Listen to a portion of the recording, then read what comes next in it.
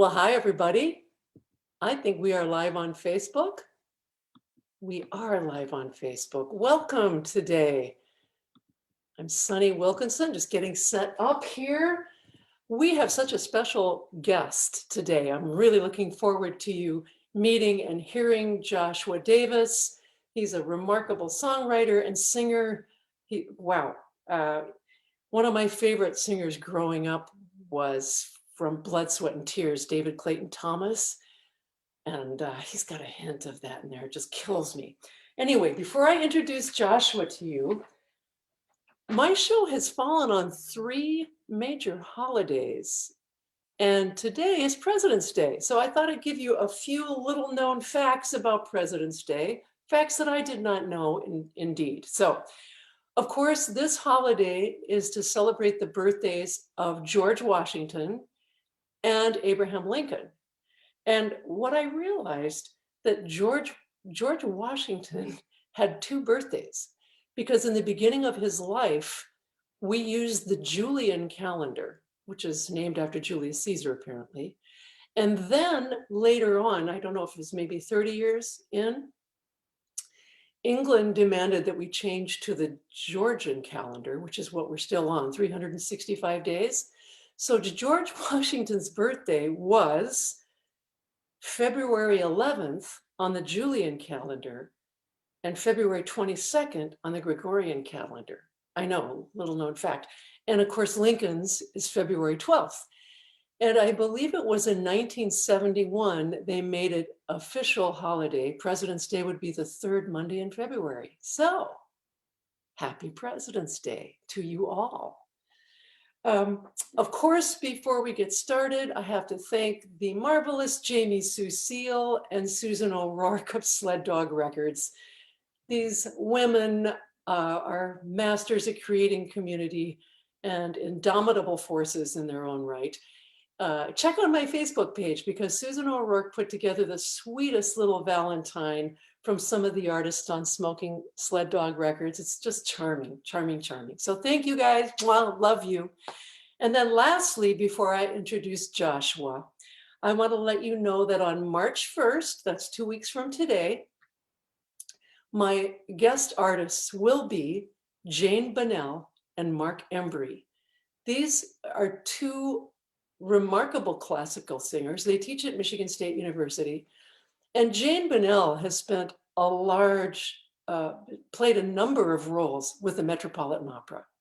So they're both going to have wonderful stories to tell about that side of music. I love doing this show because to me, music is so large, and all the different styles and all the different genres that sometimes don't cross paths need to, right?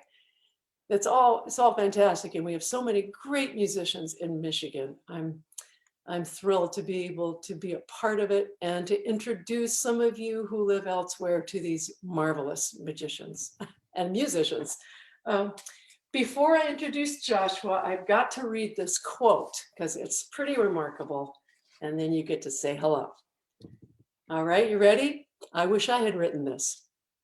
Speaking or singing, the voice of Joshua Davis is a disarming instrument, weathered and warm, as capable of conjuring confessional intimacy on a global stage as it is of making a small room well off the beaten path resonate with startling urgency and power.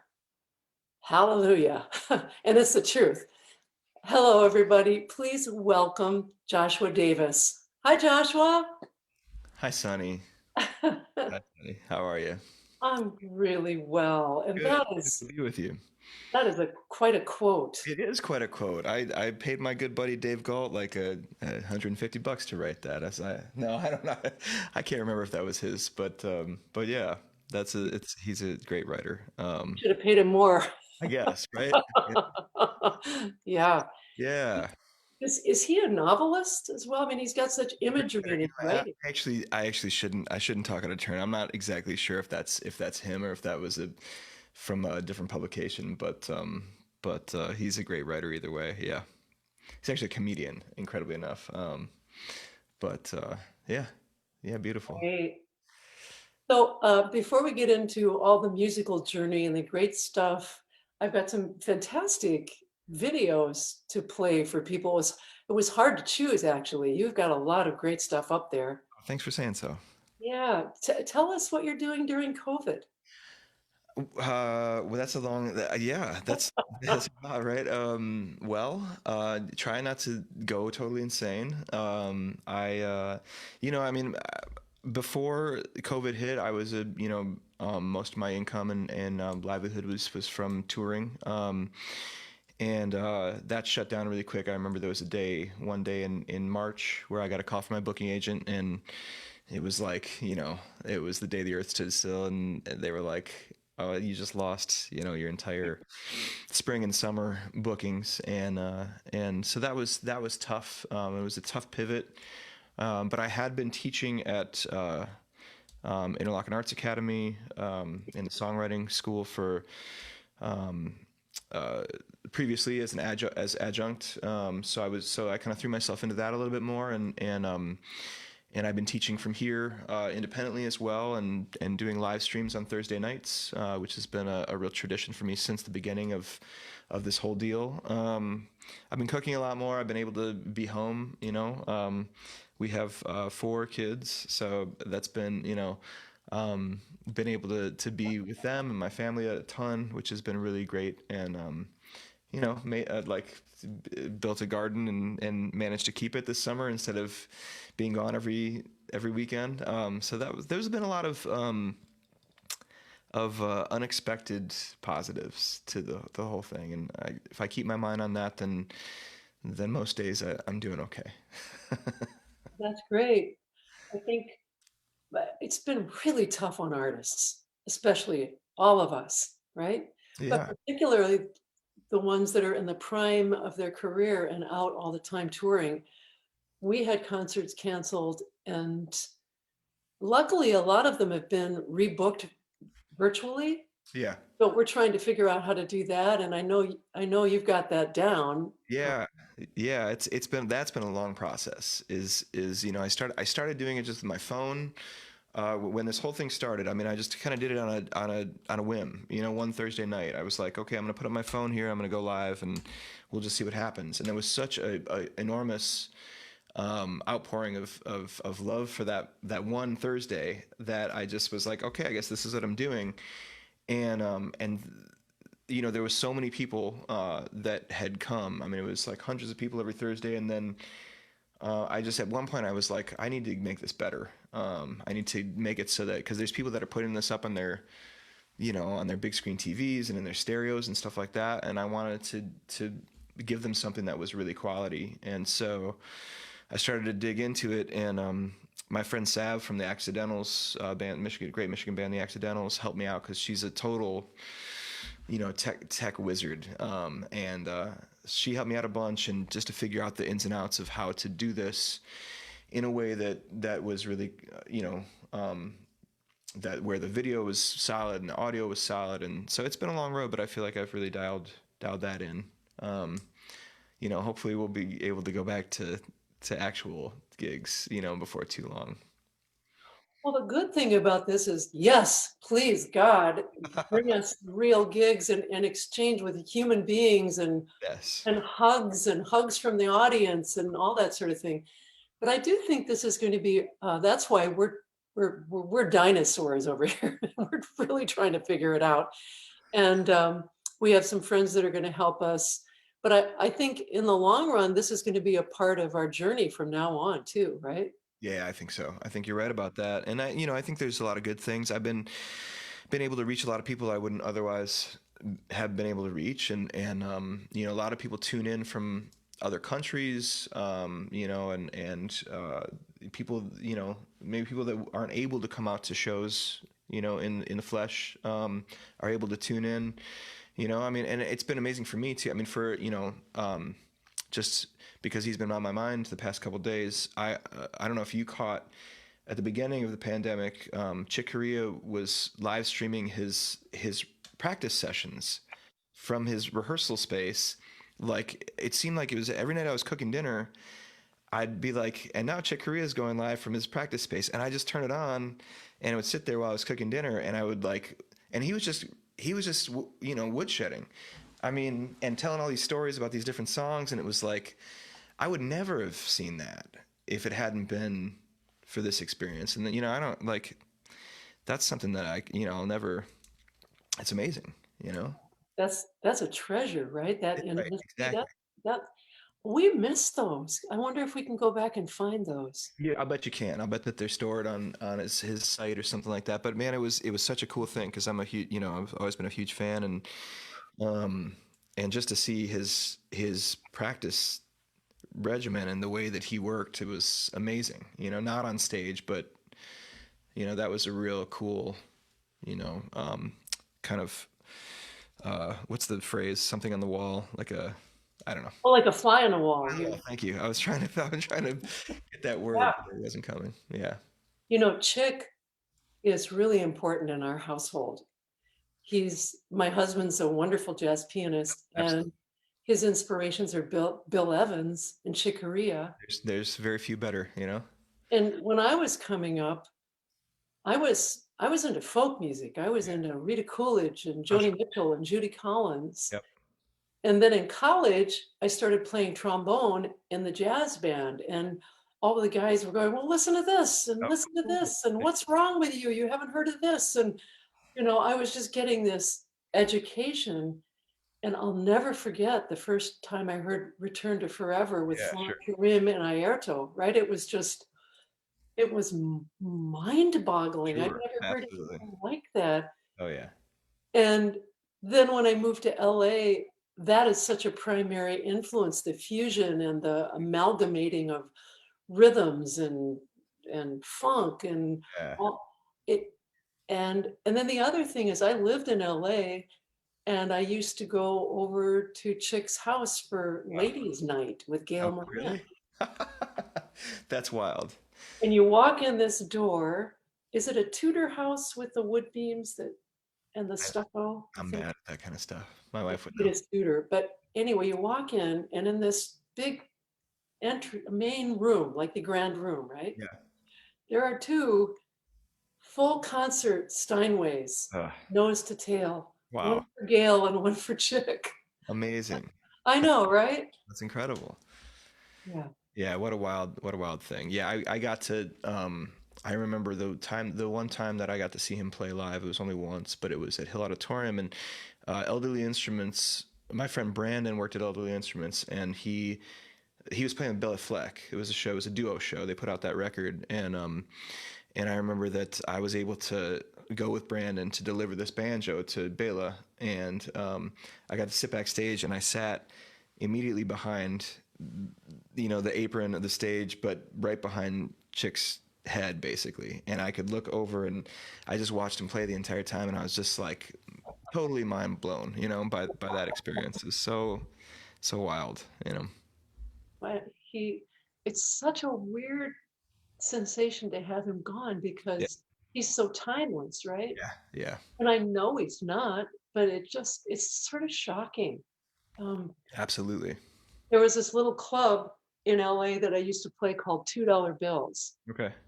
and everybody played there. And Chick played there all the time. It was just this funky, kind of ratty ass little club, right? It was very down to earth. Had a stage maybe 5 feet off the floor, and another marvelous technician on the piano, Mike Garson, and he used to play duets there, Oh, amazing. right? It was just this elevated time of inspiration, it's so sends you right back there. Yeah, yeah, Yeah, sure. I'll bet it. yeah, Yeah, what a loss. yeah. Well, I'm so glad you brought that up. Yeah, I yeah. appreciate you paying him tribute. Oh yeah, of course. So how old are your children? Are Oh they babies? man. I have a 15-year-old, and I have that's our girl, and we got three boys. One is 6, one is 3, and one is 5 months. Oh my goodness. Yeah, it's a posse. So you're a busy boy, Daddy. Family man, yeah, family band. That's what we're working on. So it's wild, but it's good. They're great kids. Oh, Yeah, that sounds wonderful. yeah.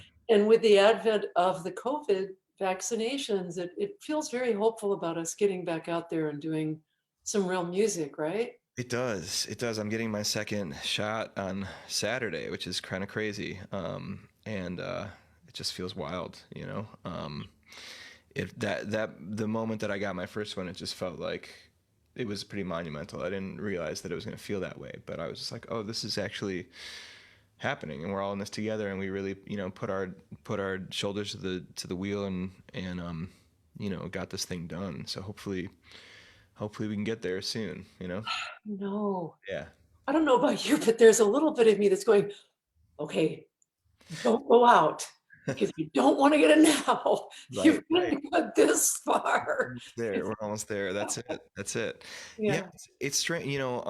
My grandfather was, it was my grandfather was in World War II. He was a, paratrooper, and then my dad was in the civil rights movement in the '60s, and was a, in the, all sorts of crazy shit back then, and this feels like I never expected to be involved in something that would be kind of like this is like our time. You know what I mean? This is like the big event, Yeah. of our time, and it's really interesting to be involved in something like that, because those things brought people together, and this is hopefully doing the same thing, and hopefully there's going to be some more good outcome from it than negative. I mean, there's been a lot of negative outcome, obviously, terrible stuff, but hopefully we'll come away with it, knowing more, and being smarter, and appreciating what we have, in a more complete way. Absolutely. Yeah. Boy, I couldn't agree with you more. And uh, the ever hopeful, positive part of me wants to make that monumental part of this journey come out with that bringing us together and Yeah. creating more community rather than less, That's it. right? That's it. Well, Joshua, I have a lot of things to play for these wonderful people. And I want to make sure I've got like four things to play. Uh-oh, where did I had them all set up and now they're gone. Yay. The magic of the The computer. magic of being prepared. Oh no, there you are. All There right. you are. Tell us about this is the one on your website. This is Midnight Ghost. And while I'm setting it up, would you tell us about it? Yeah, this is a song this is a song I wrote a long time ago. That I think I put on my first solo record. I'm pretty sure, which I think was in 2005. And it's a song that I th- I think that I wrote about leaving the country. It was during the Bush administration. And, If you only knew. so I remember I was in yeah. Oh, you know what? I had read the Dharma Bums. That's right. I was reading Jack Kerouac's book, The Dharma Bums, which has a lot of train hopping stories in it. And so, this is it's a train song. It's like I feel like every folk musician's got to have at least one. So this is my contractual obligation. Fantastic. Well, this is Midnight Ghost. We're not going to play the whole thing, but you can certainly buy Joshua's records and or go on his website and listen to it. So this is from, let me tell you, this is from Fool Rooster, right? Yes. Yeah. Full Rooster, Okay, my first solo record. Yep. here we go. It's called Midnight Ghost.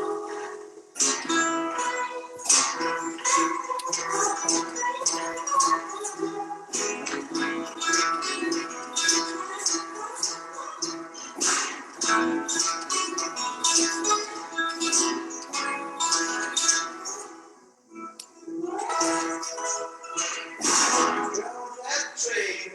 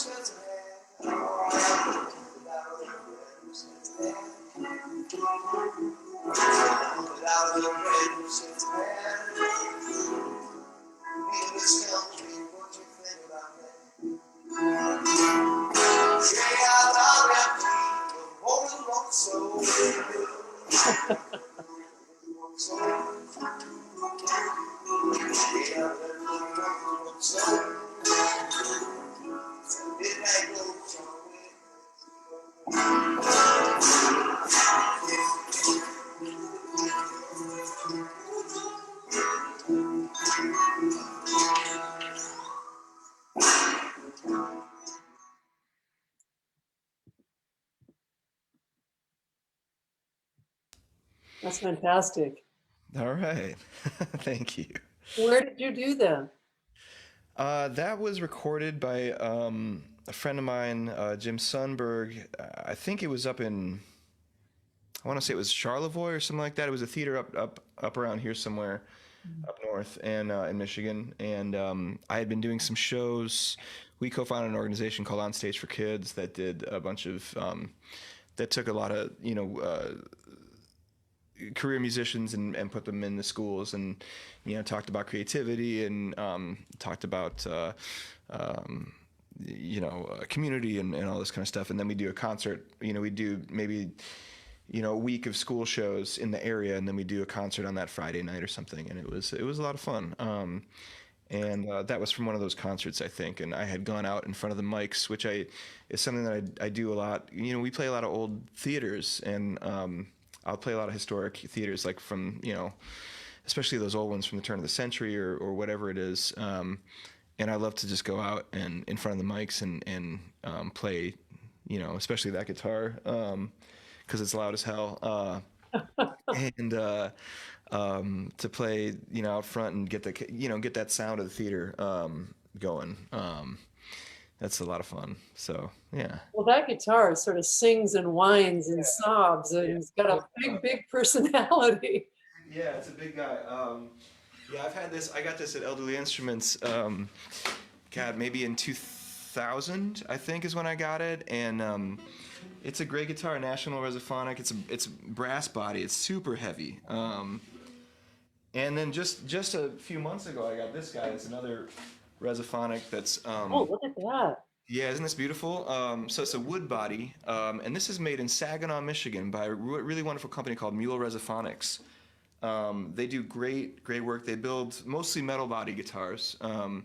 This is, I think, the one of 3 wood body guitars that they've made, but they have a very different sound, even though they're both resonators. So that's fun. I'm a total freak. I'm left-handed too, so I have to get them when I can. I didn't even notice. Is that set up for? Yeah. You play left-handed? You don't play. Left-handed, yep. Yeah. Wow. So my guitars are either built that way or they're flipped over. It's a pain in the ass. This is reminding me just a little bit of a moment from Spinal Tap. Do you remember that movie? Sometimes it's a little like that around here. You should see there's a closet back there that's got a really disgusting number of guitars. It's really awful. It's a sickness. Yeah, does that one go up to 11? Exactly. Exactly. Yeah, it's a sickness. Oh, that's great though. They've got as much personality. I mean, of course, you have to be able to play them like you do. No, but they do. They all have something. They all have a place.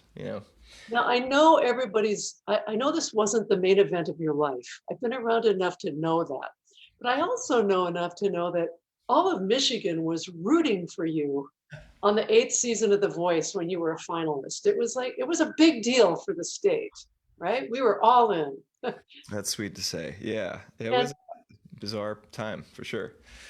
Yeah. And I I would love it if you talk a little bit about it, because one of the pieces I'm going to play next is from The Voice. Yeah.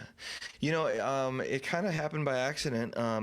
Interestingly, you just played that video of the Midnight Ghost that my friend Jim recorded. Um, Apparently, the voice casting agents or whatever found that video that you just played, and they called Jim, who made the video, and said, "We'd like to talk to this guy about being on the show." And then he gave him my number, and they called me, and I was like, prank caller. Because it's just I never I've always thought of myself more as a songwriter, and my voice being more of a utility instrument to get the words out than anything else. And so to be on that show as a singer was really interesting. I had never seen any of those shows before either. And at first I was like, "There's no way I'm doing this." I was very proud. I am very proud, and I remember, I talking to my wife, and we watched a couple episodes, and it wasn't so bad, and then I remember finally I called my buddy Mike Lynch, who you might know from Lansing. It's Lansing, right? And he was like, I was like, "I'm struggling with this. I don't know if I," and he was like, "Why the hell aren't you going to do it? Like, this is ridiculous that you would think to not do it, And so I went, and expecting to go there and not, and I went right I was like the last ad, and they basically put me right on the televised, portion of the show, and I expected to not really make it very far, and then 6 months later or whatever it was, I was one of the finalists, and it was there was it was very stressful, but I was amazed at yeah, like you said, just the community support was totally overwhelming, and just absolutely amazing. I couldn't imagine. I was so grateful for that, and to see that it was really, I still feel overwhelmed by it, because I'm kind of a private person, and it was just very intense, and but I did meet a lot of great people. I learned a lot.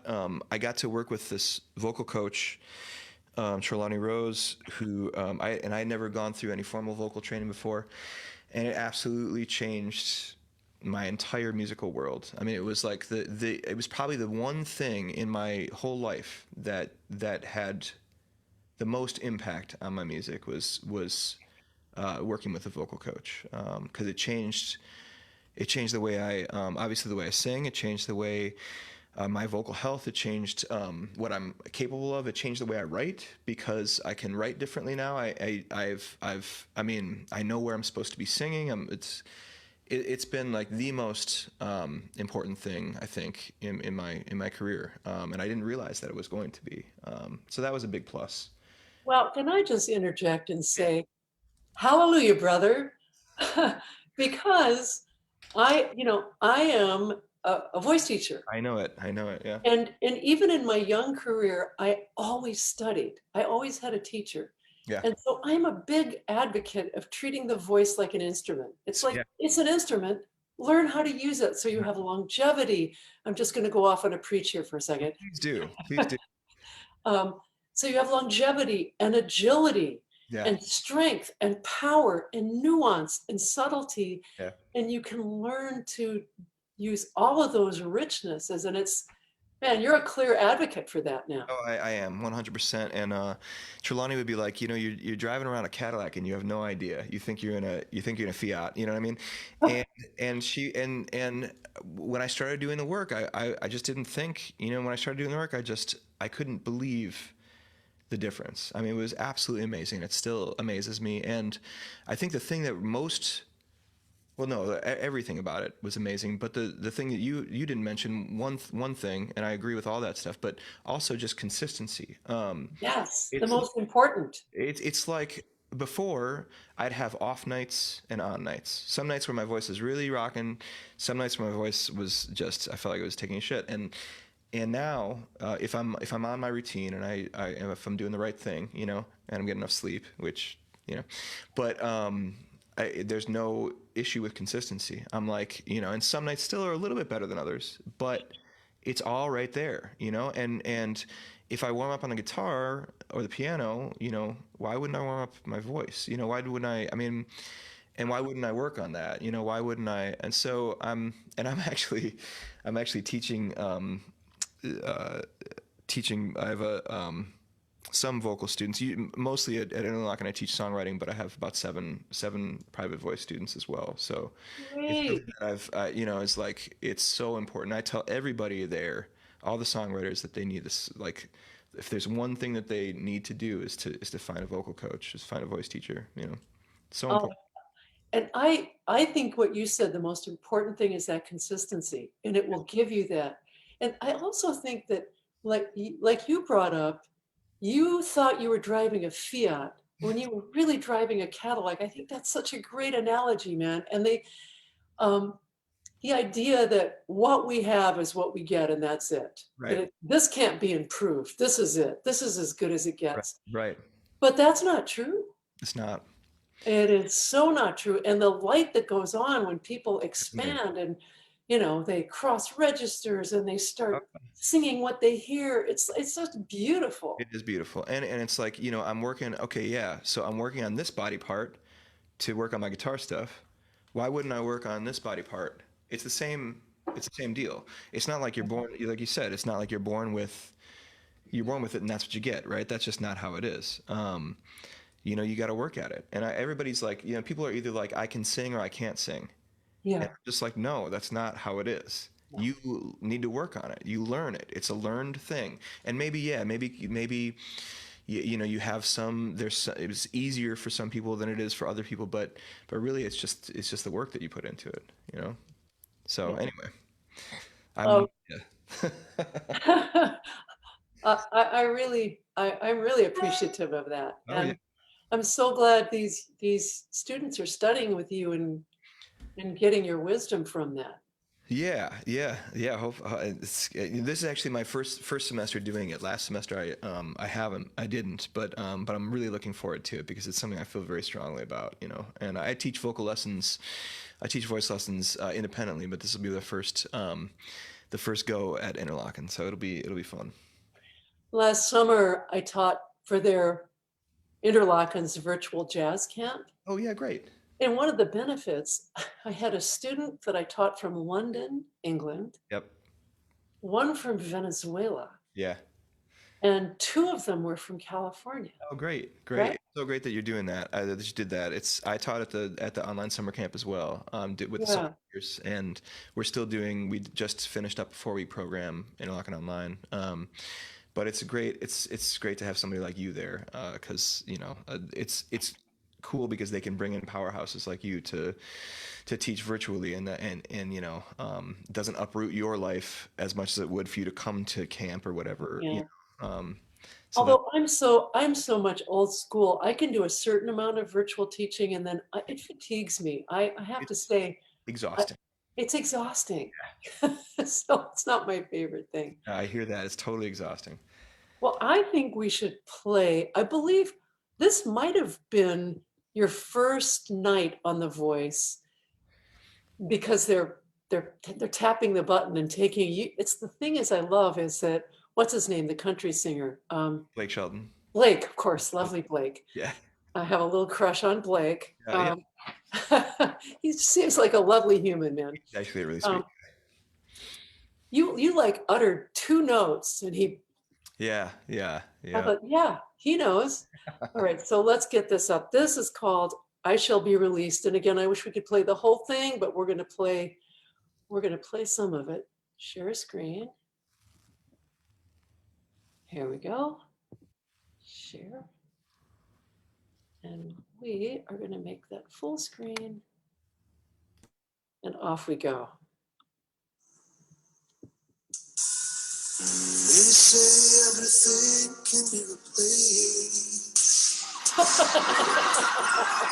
It's only at the distance is not me. but I remember every place. Wow. Every man who put me. They say every man needs protection. They say that every man must fall. Yet I swear I've seen my reflection somewhere so high above this wall. I've seen my light come shining from the west down to the east. Yeah. Any day now, any day now, I shall be released. Oh, any day now, any day now. Yeah, there it is. Woo. There it is. So strange. That was your first exposure, right? Right? Yeah, sure. Yep, absolutely. Yeah, that Bob Dylan song, right? The heck with Cadillac, man. You're driving a Rolls Royce. What a voice. But it's not the voice. I mean, it is the voice, but it's the intention and the power and the passion and commitment that you have behind it that's so communicative. Oh, It's thank you. I really appreciate you saying that. powerful. Yeah, that's something that I work on with my students a lot is just emotional honesty and just connection to the material. I mean, if even if it's not your song, you have to find what moves you in that piece, and you can't let you can't just sing and be thinking about what you're making for lunch. You gotta be right there with every line, and I think that's a big part of it. Yeah. Do you think when you write a song that there are two different processes? There's the writing and then there's the learning and singing it and performing it, or do those two kind of come together for you at the same time? I think that a song gets more for me, for my material.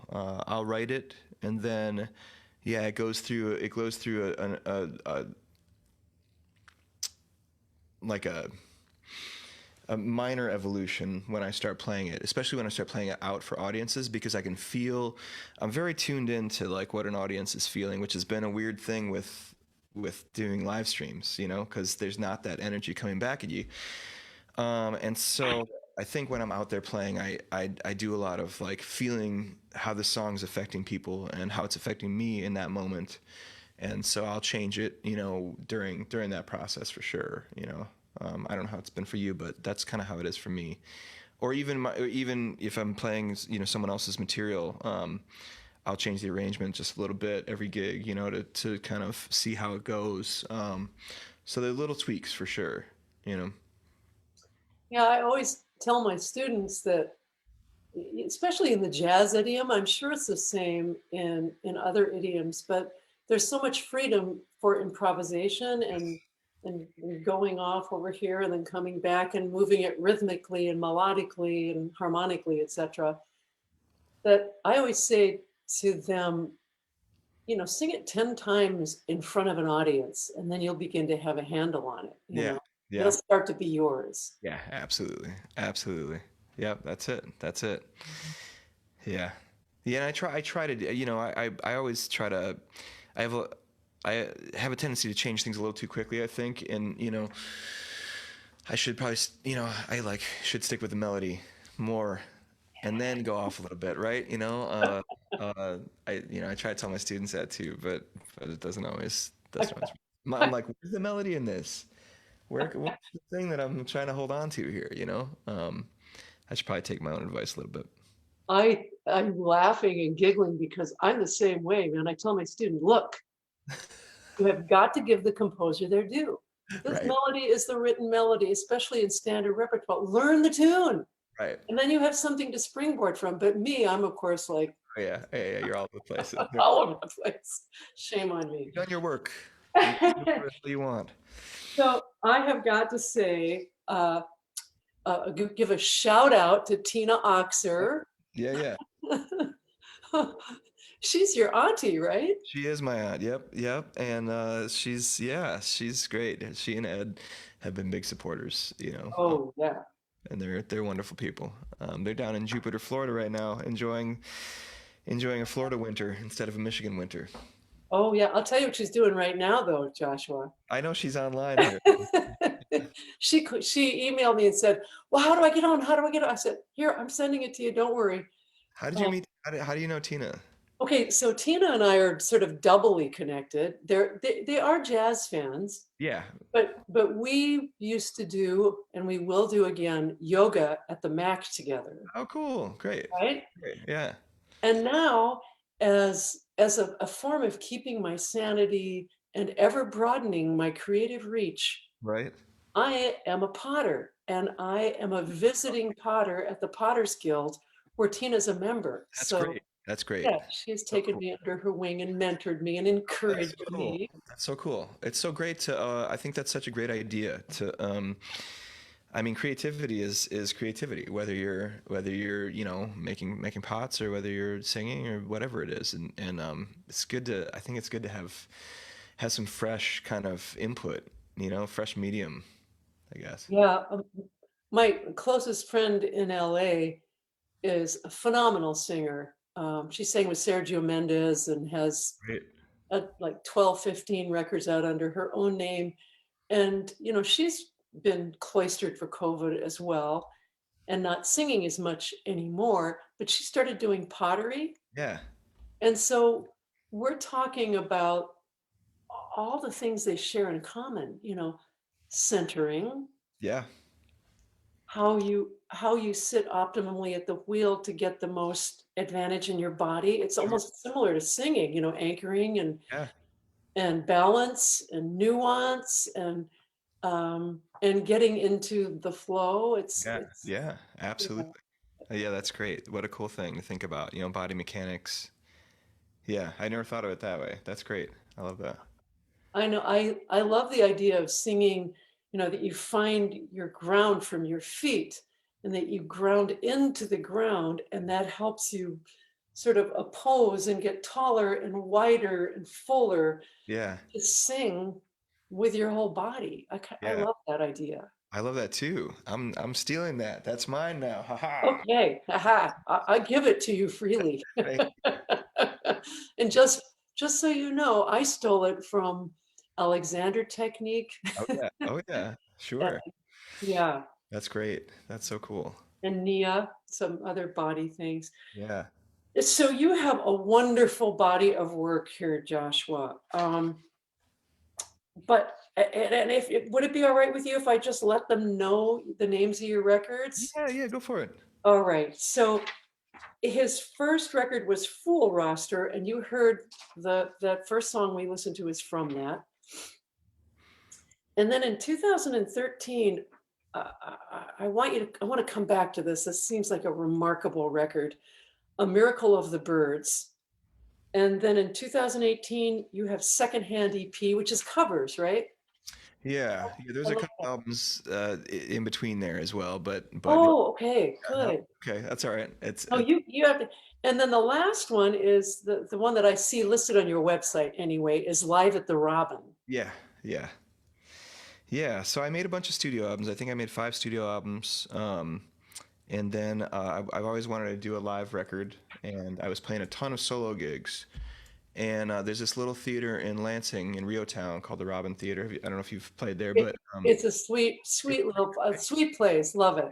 yeah, it's a great spot. It reminds me of the Creole Gallery, and we used to. I don't. You probably knew Robert. It's I Robert did. You Busby. played there a lot. Yeah, same. And he was a good friend, and he and Megan were really good, close. And what an incredible guy. And it reminds me of the Creole quite a bit. But yeah, so that seemed like the place, and I got Glenn Brown to come out and record it, and I played I think I played 3 shows over 2 nights there, and recorded all 3, and just kind of listened to them and picked the ones that I had songs that I liked and put them on a record, and it was that easy. And it was I'm really proud of that record. I got a hair hanging from. Luckily. I'm really proud of that record. Yeah. Yeah, yeah. And the secondhand record was a album of covers that I recorded all analog at a place called the Goon Lagoon in Gun Rapids. All to tape, no computer screens involved in any way. Wow. Yeah, which was a great experience because the previous album, The Way Back Home, was an album that I made right after I was on The Voice, and it was very intense, and it took a really long time, and we went through it with a fine tooth comb, and it was not a fun experience. And I'm never gonna do that again. I want all my albums to be fun to make. Well, I'm with you. Yeah. I wanted to let you know that Glenn Brown engineered our last Oh, record he's and mastered it. an absolute genius. He I mean, is a genius. it's incredible that he's in Michigan. I mean, he's like unbelievable. You can sort of nestle back into his arms of knowledge and just let him cradle you with his expertise. I know, he's amazing. But I still found that uh, um, the record, I can't remember which one before, I did live. I did it was just a duo record, but we did it live and we did no fixes. Yeah. And I got some big criticisms for the tiny, I mean, come on, the tiny little intonation errors. I listened to it back and I go, this is live. I'm singing well, folks. So I did get a little nitpicky about, I don't like it. It takes the joy out of it. It does. It really does. It really does. It's been a big focus of mine. I think that our ears have gotten so used to things being too perfect, and the auto tune, and like the ability to just like tweak things just a little bit in digitally, that when we hear something that breathes, something that's real, then we're like immediately jumping on it. And I do that too in my mind. It's like I'm making a record and I have to let it go. Yeah. I have to be like, no, I'm not going to fix this anymore. And the energy is the important thing. Anybody can record a vocal and then tune it perfectly to pitch if they want to. Anybody can do that. It's capturing a moment in time, and that energy, if the energy's right, for me, that's the most difficult thing. And so if I'm going in to make any more records, which I will, it's going to be about first takes and second takes and nothing else, because screw it. I don't want to do that anymore, Yeah, I love that. Yeah. You know what's interesting in jazz too? Usually the first take is the best because you're focused, your energy's in, you're committed, and then you start listening and examining and microcosming it and like getting all persnickety. Oh yeah. And then you lose the real true focus of being present. Yep. Yeah. Yeah, absolutely. Absolutely. Most of my favorite jazz albums are live records. Mine too. Yeah, so Like both Ella's live records yeah. Oh, they're so good. have that Yeah. strange, incredible mystery of, Yeah. they're not perfect. They're just astoundingly beautiful and alive. I know. I feel it's like Great Charles Mingus concert is another favorite of mine. That's just like so raw and so cool, and or that was it Duke Ellington Orchestra at Newport, which is like one of my favorite jazz albums of all time. No, I was something like Count Basie at Newport is what it is, and it's like what's his name that introduces the whole thing? John Hammond introduces the whole thing, and goes by the all the band members, and it's like the band is just killer, but it's like I can't remember what year it was, but it was when that band was like played like a combo, but it was a big band, and just the energy is so crazy. I'd love that record. Yeah, Count Basie at Newport. I have one of those too that just comes to mind. It's at Montreux Jazz Festival, and it's Elise Regina and Hermeto Pasquale. Okay. And they're just winging it. He goes, "Hey, come on up and let's play this tune." And they're playing, of all things, they're playing "Girl from Ipanema." And Hermeto Pasquale is this crazy harmonic guy. He's just all over the place. Yeah. And so she jumps in and they're all over the place. And in a couple places, they're not even together. Like Yeah. he's over here and she's going, I'm taking it now. You're going to follow me. And it's all over the place, but it's brilliant. Magic. Yeah. It's that magic. Yeah. Yeah. Totally. Yeah. Capturing a moment. I love that. So, Joshua, I was absolutely entranced with the idea behind A Miracle of the Birds and the marathon, the ultra marathon you ran. And please tell them all about it. It's Yeah, I can do that. phenomenal. I can do that. So I got a call. I got a call from this organization called On the Ground. This was 9 years ago is when the trip was, I think, because we were just coming on an anniversary. And 9 years ago, I got a call from On the Ground, and this is an organization that does a bunch of work with fair trade farming communities all over the world, lots of different work. And they had been importing Palestinian olive oil from Palestine to the States and selling it, and they wanted to do more for this community. And so they arranged. They were like, "We're doing this thing. It's a ultra marathon. It's 5 days. It's 129 miles, I want to say, across the Palestinian West Bank, in support of these olive farming communities there." And they said, "You want to come?" And I said, "Hell no. First of all, I'm not a runner. Second of all, I'm a nice Jewish boy, and I'm not going to be caught dead in Palestine. And my family would be even, just like just saying the name Palestine is like it puts their hackles up. And so, but I trusted the people there, and I thought about it a little more, and they said, no, we want you along as an artistic element, which they do a lot of in their work. And so I went, and it was a wild trip. The intent was for me to meet a lot of people.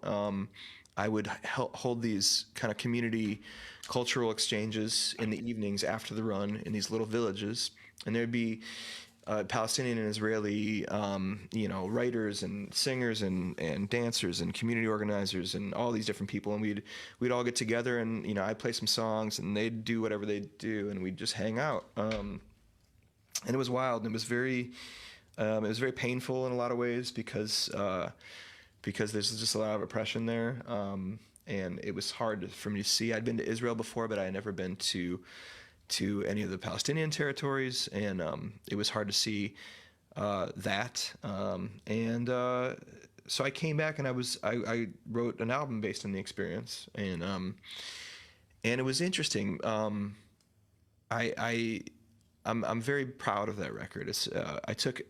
It's a very personal record because I didn't really know. It was kind of a daunting task to come back from this experience like just totally demolished by it emotionally, and to try to figure out how to create something that wasn't going to demonize Israel, but that was going to tell a story, and also not I'm not a you could be there for years and not really understand what's going on there. It's very complicated. I didn't want to be part of the problem, and so the record that I made was very personal and very emotional, and I came back, and I remember I read the Old Testament, I read the Torah again, and so a lot of it's kind of has that mythological base to it, yeah, I got a lot of people really loved that record, and I also got a lot of hate mail about it as well, and so it's a tough subject, But I'm going to be doing in a couple end of the month, the last Thursday of the month, I'll be doing a live stream of the entire album from front to back because it's been 8 years since I released it. Would you make sure I know about that, and Yeah. I'll let people know? Oh, thank you so much. Yes, I will. And I'm sure Jamie, Sue, and Susan are right now. On top So of it, for sure. now that's Top of it. I can't even imagine doing what you did. Yeah, it was a That's crazy trip. complex on so many different levels. Yeah. It was an incredible opportunity to. Um, I'm always looking out for those. I mean, like you were talking about community organizing through music. It's like my entire career has been based on, my work and my values, lining up, and I think that it was also an interesting thing because I worked with On the Ground when you talk about music business, it's like I worked with them in a way that was kind of like a traditional uh, label, I like format. Like they put up the money for the record and for all the promo and everything. They put up all the money, and I was, I was a, it worked in that way, like a record, like signing a record deal almost, but it was based around a mutual, you know, mutual value, mutual values, and it was based around this piece of I don't know, it was a really interesting way to do it, and I tell my students this a lot when they're like, well, I got to get signed or I got to do this or whatever. It's like there are many different ways to be successful in this industry, that are out of the box, and you got to find those ways to do it. um, I don't know. That's funny. When I moved from Arizona to Los Angeles, that's what a mentor, he had spent his life in the music business, said, look, don't worry. It's everyone takes their own path into the center, and it's going to be meandering. Mm-hmm. And because I remember what that felt like being a young person. It's like, I can't say no to Yeah, anything because yeah, what if that's the one? That's exactly, the one thing. exactly. And you're always so intense and grabbing for it all the time. And when you can finally relax and find your own way in, right, if you will. Yes, Uh, yes, yeah. Well, I can't wait for people to hear this record. It's a Thank you. beautiful, beautiful record. Thanks for saying so. Uh, well, yeah, they all are in their own ways. You don't have all your records listed on your website, am I right? I don't know. I should probably know that. I don't know. God, Oh, you got so many.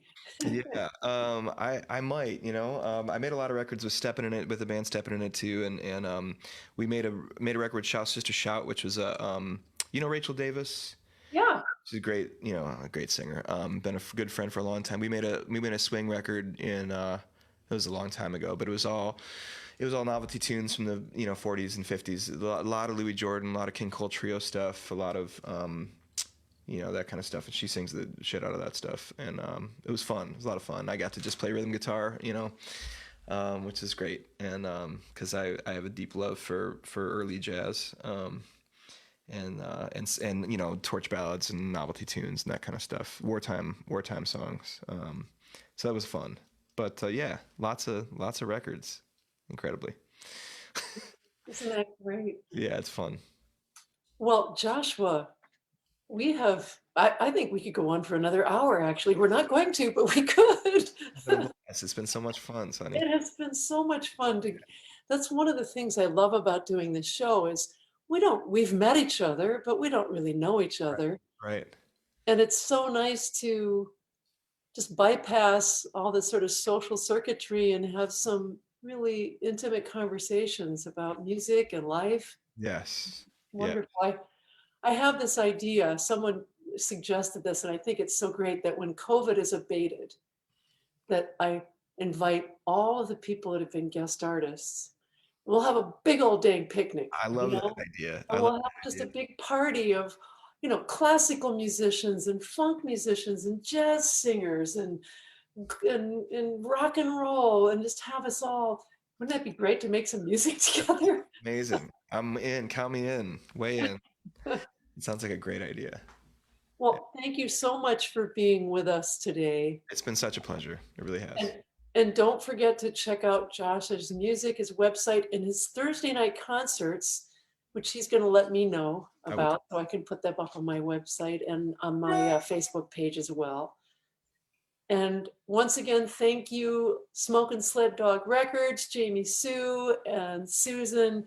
And don't forget, on March 1st, we have Jane Bennell, Metropolitan Opera star. Woo! That girl can sing. It can be amazing. And Mark Embry, who also can sing just phenomenally. So it's been a joy. Go out and get your ice skates on and do some sledding. And We'll see you next time. Thank you so much for being with us. Mwah. Thanks, honey.